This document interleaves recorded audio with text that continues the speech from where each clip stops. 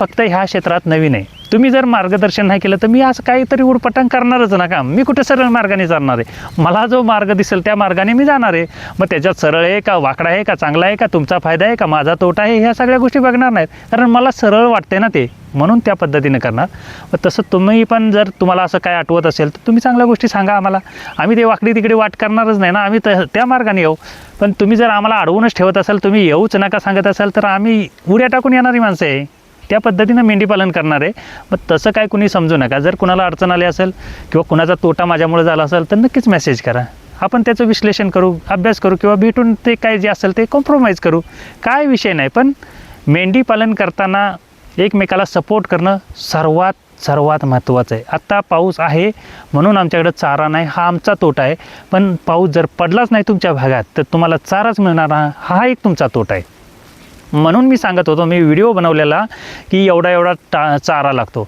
आता जर एखाद्यानं संकल्पना केली असती तर चारा विकला असता. आता हरभऱ्याचं बुसकाट आमच्याकडे 11 रुपये पोच आहे, म्हणजे पुण्यापर्यंत. पुण्यातून इकडे यायला ते 14-15 रुपयानं होणार. मग जर एखाद्याकडे हरभऱ्याचं बुसकाट असतं, मी आज त्या सरांना सांगितलं तुमच्याकडे हरभऱ्याचं बुसकाट असतं ना, तुम्ही मेंढीपालनाबरोबर ते बुसकाट विका ना आम्हाला, आम्ही घ्यायला तयार आहे. मग तशा पद्धतीनं जर एकमेकांना ग्रुप करून जर सपोर्ट केला तर मेंढीपालन होणार आहे ना. नाही तर कशाचं काय मेंढीपालन? ज्याच्याकडे आहे तोच मोठा होणार आहे, ज्याच्याकडे काय नाही तो तसंच राहणार आहे.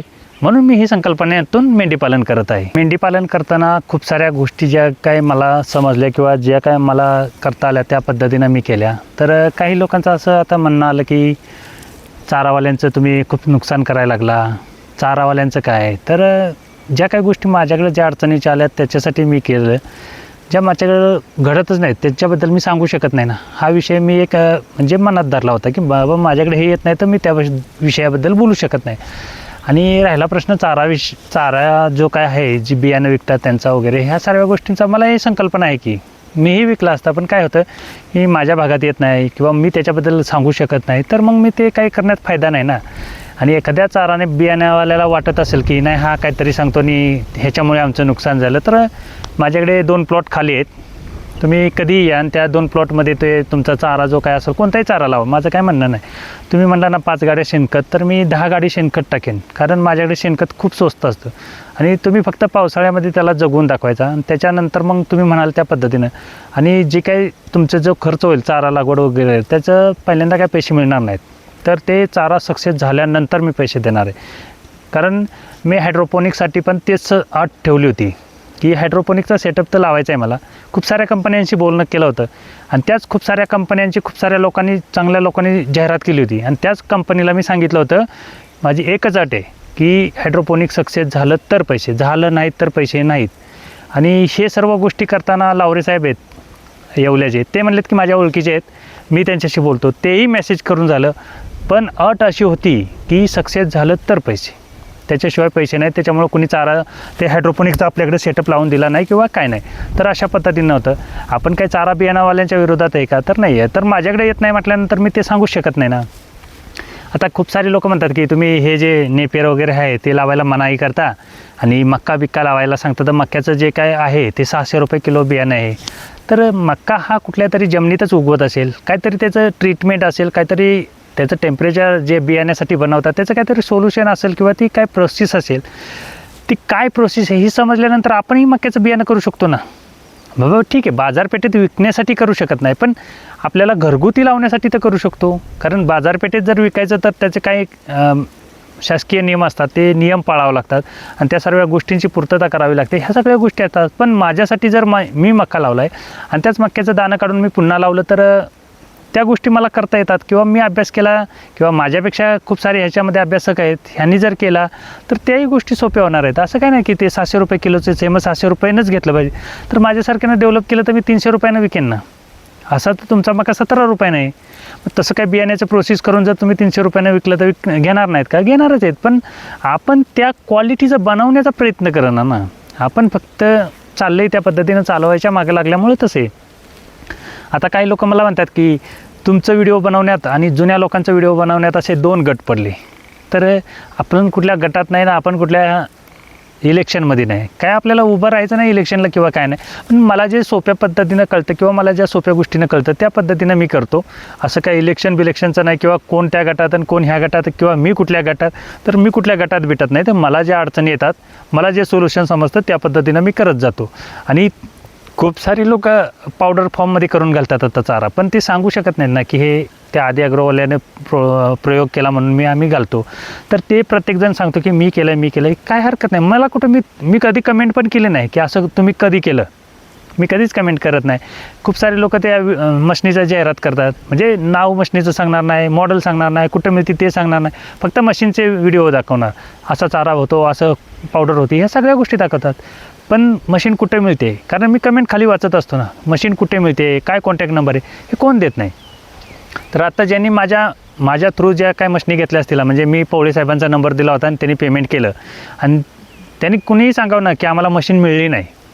1 महिन्याच्या आतमध्ये त्यांनी पेमेंट केल्याच्या नंतर मशीन आलेल्या आहेत. महिना तर लेटच होतो, पण मी सांगतोय कमीत कमी 1 महिन्याच्या आतमध्ये त्या मशीनी आलेल्या आहेत. अशा पद्धतीनं नियोजन केलेलं, म्हणजे कुणाला त्रास झाला नाही पाहिजे, कुणाची अडचण झाली नाही पाहिजे, ह्या पद्धतीनं आम्ही काम करत असतो. म्हणजे मला कुणाला अडचण किंवा मला कुणाला टार्गेट किंवा मी कुणाला विरोध करणं, तसलं काही मला गरजच नाही ना.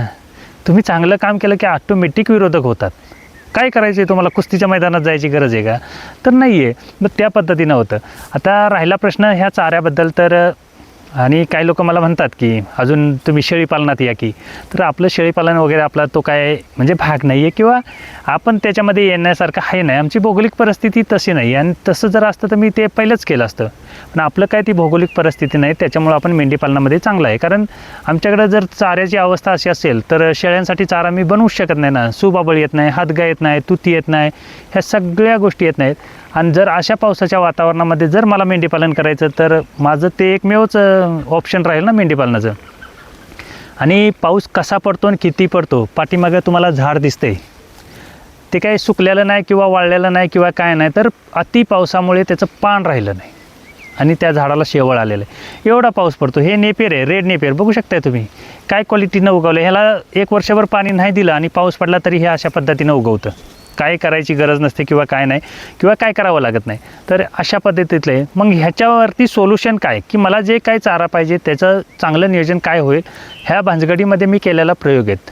किंवा कुणाला टार्गेट किंवा ते बियाणं विकतात म्हणून मला राग आला आणि मी ते बियाण्याचं हे दाखवायला लागलो, तसलं काय नाही. तर मला जे काय मेंढीपालनात अडचणी यायला लागल्यात त्या सर्व गोष्टींचं करत मी इथपर्यंत आलो. आता राहिले काय, तर कटिंगचं जे काय मार्केट राहिले ते एक माझं लास्ट ऑप्शन आहे.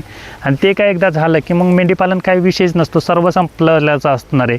मग ते त्या पद्धतीनं करत असतो. तर कुणाला टार्गेट करून किंवा त्याला नावं ठेवून किंवा ह्याला नावं ठेवून असं काय माझा विषय नाही, आणि मी तसलं काही करत नाही. आणि मी खूप साऱ्या लोकांचे व्हिडिओ पाहतो, जुन्याही लोकांचं पाहतो, नवीनही पाहतो. आणि तुम्ही म्हणाल नवीन कोण बनवतं, तर खूप सारी लोक नवीन बनवायला लागलेत आता व्हिडिओ.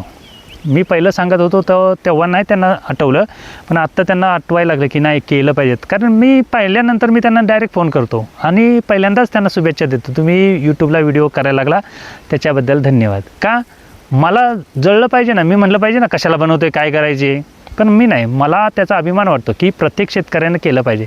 कारण मी पहिल्यांदाच पाहिलेलं, पिकवता तर सर्वांना येतं, विकता कोणाला येत नाही, त्याच्यामुळे बोंब असते आपली. मग आम्ही काय केलं, पिकवायचं पण आपण थोडंच आणि विकायचं पण थोडंच, आणि ते पण चांगल्या पद्धतीनं. मग असं नियोजन केल्यामुळं त्या पद्धतीचं मेंढीपालन झालं आहे. असं काही वेगळ्या पद्धतीचं मी काही केलं काय, तर तसं काय केलं नाही. आणि कुणीही सांगावं, मी आता पवळे साहेबांचं जे नंबर दिले होते, खूप साऱ्या लोकांनी मशिनी घेतल्या होत्या, कुणीही सांगावं ना की पवळे साहेबांनी मशीन नाही दिली, आम्ही जबाबदार आहेच ना त्याला. कारण मी त्यांचा एक्सपिरियन्स देतो ना. तसं जर मी एखाद्या हायड्रोपोनिक कंपनीचं जर जाहिरात करत असेल आणि ती एखादी कंपनी जर असा मी कंप्लेंट केली असेल आणि त्या माणसाला सांगत असेल की ती कंपनी मला हायड्रोपोनिक लावून देत नाही, तर त्या माणसाने पण रिस्पॉन्सिबिलिटी म्हणजे जबाबदारी घेतली पाहिजे होती ना, की का लावू शकत नाहीस तू, चल ना लावून दाखवू आपण. तर हे गोष्टी करत नाहीत. आणि मग त्याच्यामुळे काय होतं, 2 गट पडतात. अरे बाबा 2 गट पडायची काय, तुम्ही सुविधा दाखवताय ना की तुमचं चांगलं आहे ना, तुमचं चांगलं आहे ते मी केलं मला करून दिलं तर काय बिघडणार आहे. आणि ते होत नसेल की मग 2 गट पडतात. मुळात म्हणजे गट कशात पडतात, तर त्याच्यामुळं पडतात की तुम्ही जर एखादा हायड्रोपोनिकचं सेटअप दाखवताय किंवा चांगला आहे हे सगळ्या काय गोष्टी दाखवताय आणि मी तोच सेटअप मागत असेल, आणि माझं एकच अट असते, तुम्ही एक्सपिरियन्स करा, इथे सक्सेस झालं की पैसे दे. आणि त्या अटीमुळे ती लोकं लावत नसतील. तर मी पण सांगेन ना हायड्रोपोनिक खराब आहे, चांगलं म्हणी नाही का, तर खराब आहे मी सांगेन ना, कारण तुम्ही मला करून देत नाही ना म्हटल्यानंतर तसं आहे. मग अशा काही गोष्टी होतात त्याच्यामुळे गट पडतात. माझं काही गटन तटाचं काही घेणं देणं नाही, कारण मी ह्या क्षेत्रात नवीन आहे आणि मला नवीनला ह्याच्यात उभं राहायचं असेल तर काय अडचणी येतील त्यांना सामोरे जायचं आहे.